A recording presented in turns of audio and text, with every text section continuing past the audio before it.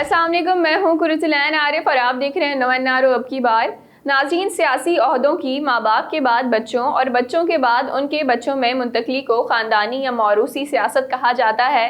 سیاست میں چند خاندانوں کی اجارہ داری دنیا کے ہر ملک میں پائی جاتی ہے، لیکن اس کی شرح انتہائی کم ہوتی ہے۔ مگر بدقسمتی سے پاکستان میں موروثی سیاست کی شرح دنیا میں سب سے زیادہ ہے۔ گزشتہ ہفتے پاکستان اور ملک کے سب سے بڑے صوبے پنجاب میں حکومت کی تبدیلی کے بعد مسلم لیگ نون کے صدر شہباز شریف کے وزیر اعظم اور ان کے صاحبزادے حمزہ شہباز شریف کے وزیر اعلیٰ منتخب ہونے کے بعد ملک میں موروثی سیاست کے حوالے سے نئی بحث چھڑ گئی ہے۔ آج پروگرام میں اسی حوالے سے بات کریں گے۔ ناظرین، مسلم لیگ نون کے قائد نواز شریف کے بھائی شہباز شریف ملک کے وزیر اعظم اور ان کے فرزند حمزہ شہباز شریف وزیر اعلیٰ پنجاب منتخب ہو گئے ہیں۔ یوں ملک میں جمہوریت کا بول بالا ہو گیا ہے اور ایک مرتبہ پھر ثابت ہو گیا ہے کہ جمہوریت بہترین انتقام ہے، اور کیوں نہ ہو جن باپ بیٹوں نے 3.5 سال تک اربوں روپے کی منی لانڈرنگ کے کیس میں جیل کاٹی اور پیشیاں بھگتیں، انہیں پاکستان سے مفرور سابق وزیر اعظم نواز شریف کے فیصلے پر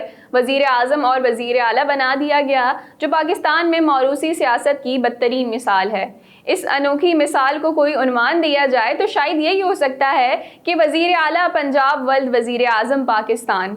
ناظرین، برطانوی نشریاتی ادارے کے مطابق لاہور کے institute of development and economic alternative کے محققین نے پاکستان کی موروثی سیاست کا موازنہ چند دوسرے ممالک سے کیا تھا۔ ان کے مطابق امریکی کانگریس میں 1996 میں موروثی سیاست کا حصہ تقریباً 6% تھا۔ بھارت کی لوک سبھا میں 2010 تک 28% تھا، جبکہ پاکستان کی قومی اور پنجاب کی صوبائی اسمبلی میں موروثی سیاست دانوں کا حصہ 53% تھا، جو کسی بھی جمہوری معاشرے کے لیے موروثی سیاست کی یہ شرح ناقابل قبول ہے۔ ناظرین، سینئر صحافی کامران خان نے اس حوالے سے اپنے تبصرے میں لکھا کہ یورپ، امریکہ اور دنیا کی دوسری عالیشان جمہوریتیں بھی یک خاندانی خوبصورت جمہوری نظام اپنائیں بہت ترقی کریں گی۔ کسی بھی بڑے عہدے کے لیے گھر سے باہر جھانکنے کی بھی ضرورت نہیں ہوتی۔ عرب ممالک اس نظام کو بادشاہت پکارتے ہیں۔ بھارت بدقسمت تھا، یک خاندانی جمہوریت فارغ کر دی۔ سینئر صحافی انصار عباسی نے آج روزنامہ جنگ میں شائع ہونے والے اپنے مضمون کے لیے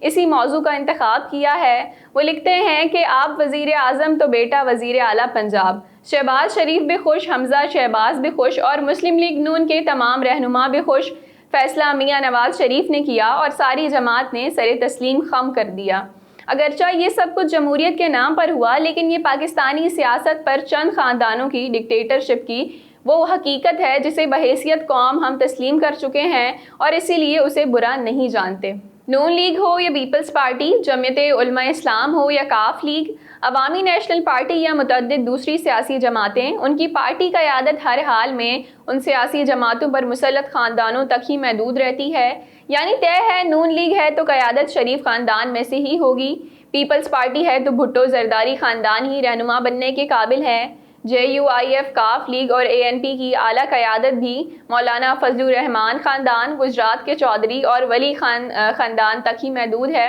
اسی لحاظ سے الیکشن جیتنے پر اعلیٰ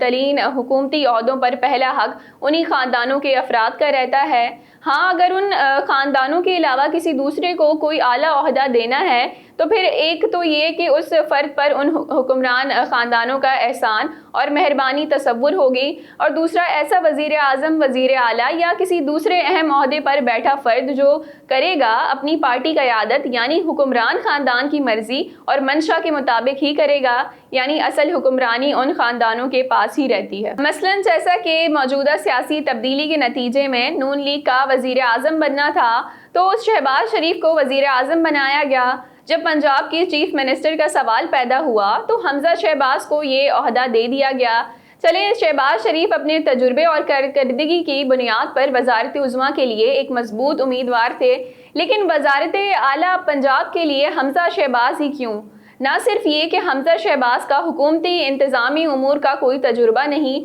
بلکہ یہ بات ہی بڑی معیوب لگتی ہے کہ وزیر اعظم کے بیٹے کو ہی پاکستان کے سب سے بڑے صوبے کا وزیر اعلیٰ بنا دیا جائے۔ کیا نون لیگ میں کوئی دوسرا سیاست دان ایسا نہیں تھا جسے پنجاب کا وزیر اعلیٰ لگایا جاتا؟ باعث مجبوری شریف خاندان سے باہر چند افراد کو ماضی میں اعلیٰ عہدے مہربانی کے طور پر ضرور دیے گئے، اور یہی کچھ پیپلز پارٹی اور دوسری ایسی جماعتوں میں بھی ہوتا آیا ہے، لیکن پاکستان کی سیاست پر چند خاندانوں کی ڈکٹیٹرشپ نہ کمزور ہوئی، اور ان سیاسی جماعتوں سے تعلق رکھنے والے دوسری سطح کے رہنما چاہتے ہیں کہ وہ کتنے ہی تجربہ کار، لائق فائق اور قربانیاں دینے والے کیوں نہ ہوں، سیاسی غلامی کی ہی زندگی گزارنے پر مجبور رہیں گے۔ انہیں معلوم ہے کہ جو کچھ انہیں ملنا ہے وہ سیاست پر قابض ڈکٹیٹر خاندانوں کی مہربانی سے ہی ملنا ہے، اس لیے جو ملتا ہے وہ اسی پر خوش رہتے ہیں، اور کسی صورت ان سیاسی خاندانوں کی سیاست پر اجارہ داری پر سوال نہیں اٹھاتے ہیں، اور نہ ہی پارٹی کی اعلیٰ قیادت کے حصول کے بارے میں سوچتے ہیں،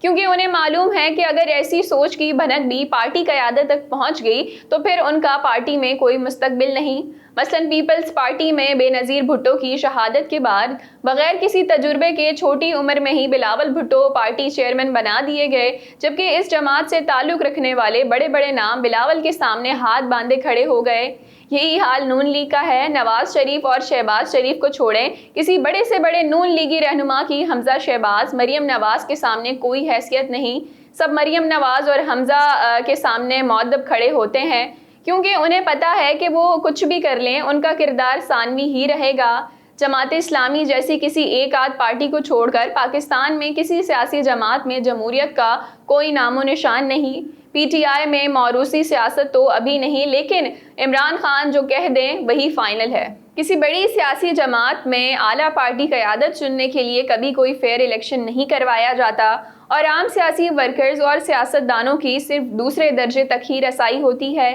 اس دوسرے درجے کی سیاست سے اوپر سوچنا ان کے لیے ایک ایسا گناہ اور جرم ہے جس کی کم از کم سزا سیاسی جماعت سے بے دخلی ہے۔ باقی شاہد خاقان عباسی ہوں، احسن اقبال ہوں، خواجہ آصف ہوں یا کوئی دوسرا نون لیگی، انہوں نے نواز شہباز زندہ باد کے نعرے لگائے، اور اب مریم حمزہ زندہ باد کے نعرے ہی لگائیں گے۔ یہی حال قائم علی شاہ ہوں، مراد علی شاہ، رضا ربانی ہوں، اعتزاز احسن یا کوئی دوسرا پی پی رہنما، سب نے زرداری اور بلاول کے ہی نعرے لگانے ہیں، اور یہ پاکستان کی سیاست کا وہ المیہ ہے جسے سب قبول کر چکے ہیں۔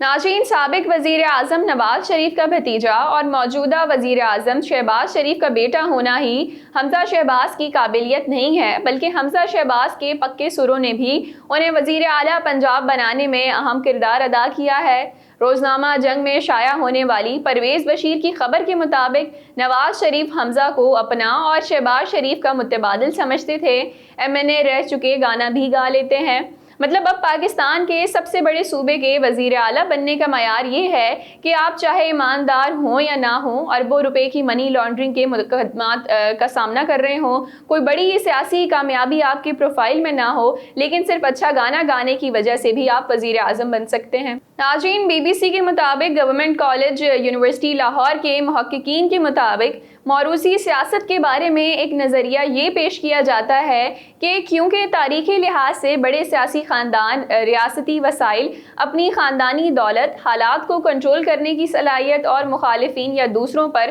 تشدد کرنے کی صلاحیت پر اجارہ داری رکھتے ہیں، اس لیے انہی خاندانوں کی اگلی نسل کے لیے سیاست میں اپنی حیثیت بنانا یا منوانا آسان ہوتا ہے۔ پھر ایک بات یہ بھی کہی جاتی ہے کہ موروثی سیاست ان معاشروں میں زیادہ مضبوط ہوتی ہے جن میں جمہوری روایات پھلی پھولی نہیں ہوتی اور غیر جمہوری قوتیں گاہے بگاہے جمہوری نظام میں مداخلت کرتی رہتی ہیں۔ اس کی مثال بھارتی اور